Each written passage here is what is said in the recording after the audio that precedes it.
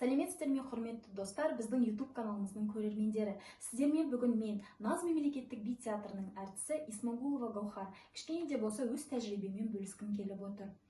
Өздеріңіз білетіндей, би өнерінің мазмұны мен тақырыбы өте шексіз, бай.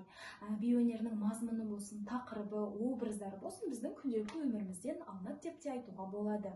Егемендік алған жылдары Қазақстанның ұлттық хореография өнері өзінің жаңа даму жолын ашқан болатын тұғын.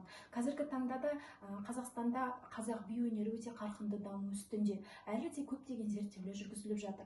Сол зерттеушілердің ішінен бөліп жара айтып кететін болсам, өзімді оқытқан педагогтарым Ізім Тойған Оспан қызы мен Көлбекова Айгүл Кенесованың осындай қазақ биін оқытудың теориясы мен әдістемесі атты оқулығымен өзім оқыған болатын тұғымын.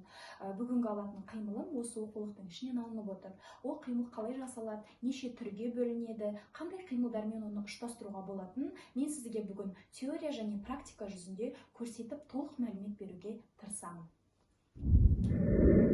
Менің бүгінгі сіздермен алатын қимылым орама қимылы.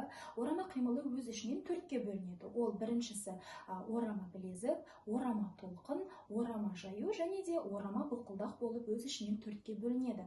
Орама қимылы жалпы өзі қалай жасалады? Аяғымызды үшінші бос қалыпқа аламыз. Қолымыз бірінші қалыпта. Бірақтан қолымызына білезігіміз сыртқа қарай бір-біріне параллель түрде орналасқан. Ораманың өзі шеңбер жасай отыра, оң қол және сол қол шеңбер жасай отыра, осындай үзіліссіз жасалатын қимыл. Бұның біз ракурстарында өзгертіп оңға және де солға. Бұны тез де орындауға болады және жай байыпты түрде де орындауға болады. Музыкалық өлшем бірлігі 2-4, 4-4 қылдырып алуға болады. Яғни 1-2, 1-2, немесе 1-2-3-4, 1-2-3-4. Келесі өз ішінен бөлінетіні ол орама білезік деп аталады. Орама білезік дегеніміз білезіктерімізді қосып, яғни сырт жағымен бір-біріне. Мынау біздің саусақтарымыз желпуіш күйінде орналасқан. Білезігімізді орай отыра, осындай біз орама білезік қимылын жасаймыз.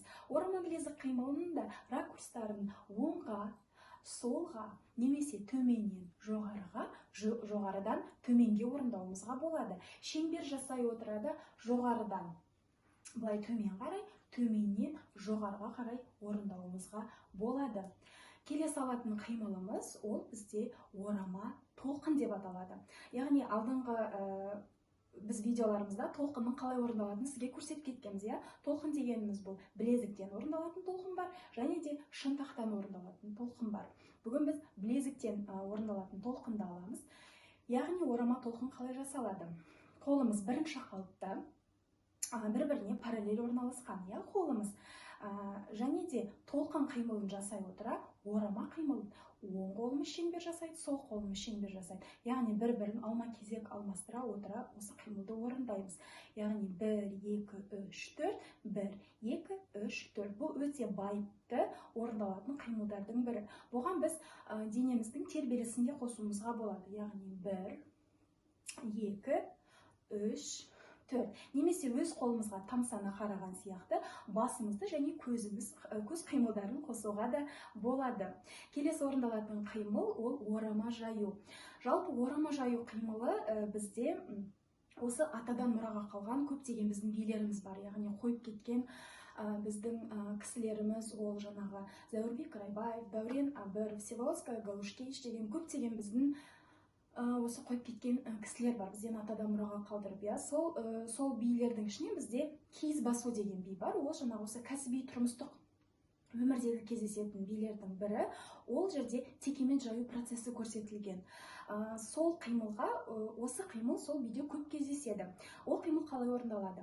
Қолымыз осындай бірінші қалыпта орналасқан, алақанымыз сырт жаққа қарай қаратылған бір-біріне параллель. Денемізді кішкене ғана алға қарай иемізді, қолымызды осындай шеңбер жасай отыра алма-кезек ауыстырып, сыртқа қарай қолымызды ораймыз. Яғни текеметті жайып жатқан сияқты қимыл болып табылады. Енді бұл жерде біз өзіміздің дене қимылын оңнан солға қосуға болады, немесе басымызды ғана қосуға болады. Яғни бұл қимыл артқа қарай жасалады, немесе бір орында тұрып та жасай беруімізге болады. Келесі алынатын қимылымыз ол орама бұлқылдақ деп аталады.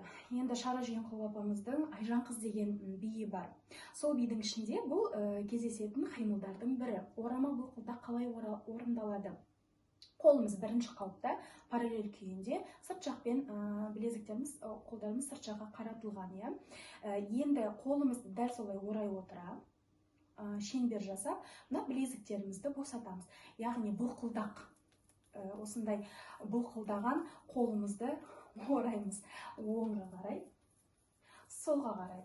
Және де өз-өзімізді айналып та орындауға болады бұл қимылды. Ал енді осы қимылдарды практика жүзінде сізге көрсетіп кетейін, қандай қимылдармен ұштастыруға болады.